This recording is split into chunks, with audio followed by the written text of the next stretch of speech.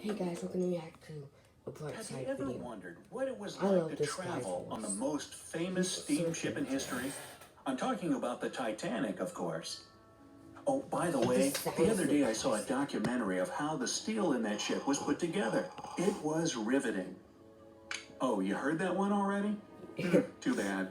Well, we all know that it came to a sad end. Yeah. But the good news is that soon you'll be able to take a trip on the greatest liner of all time without risking your life.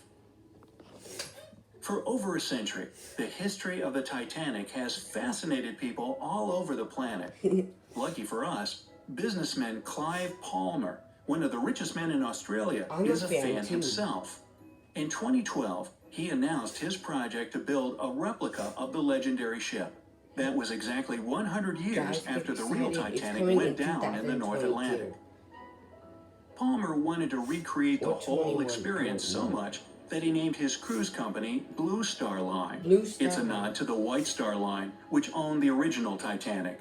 And if you still doubt the seriousness of his intentions, let me tell you that this man forked over $500 million to make his dream come true.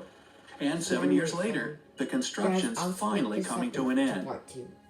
Hopefully, all that money and time were well spent. Designers and historians made sure that the interiors were as close to the original liner as possible. After all, we're lucky to have loads of photos of the first Titanic, so it won't be too hard to compare.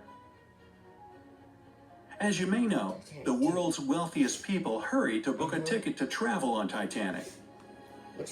Dozens of businessmen and aristocrats were among the first-class passengers there, and they required special treatment.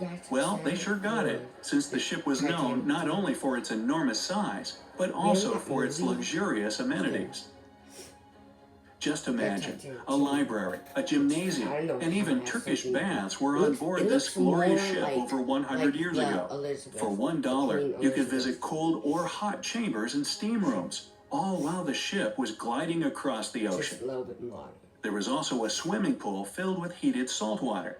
It was pretty small, but hey, it was only the second ship to have a pool at the time, so it must have been impressive enough anyway. The first was set up a year earlier on RMS Olympic, Titanic's sister ship. All these rooms will be replicated in Titanic 2. Like its predecessor, it'll feature a squash court and a gym, and be furnished with the newest fitness equipment, at least by century-old standards. Back in 1912, it had rowing machines, exercise bikes, and electric horses.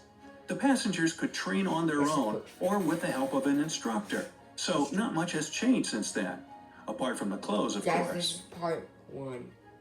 Have you ever worked out in a long dress or suit? I doubt it. Animals enjoyed being well taken care of on board, too, especially 12 pooches who had their own kennel. Their owners actually planned to put on a dog show during the trip, but unfortunately, the iceberg got in the way. One of the most lavish spaces of the Titanic was the lounge. The walls in there were trimmed with mother-of-pearl and mahogany wood. Visitors could also warm up near the marble fireplace, which was the only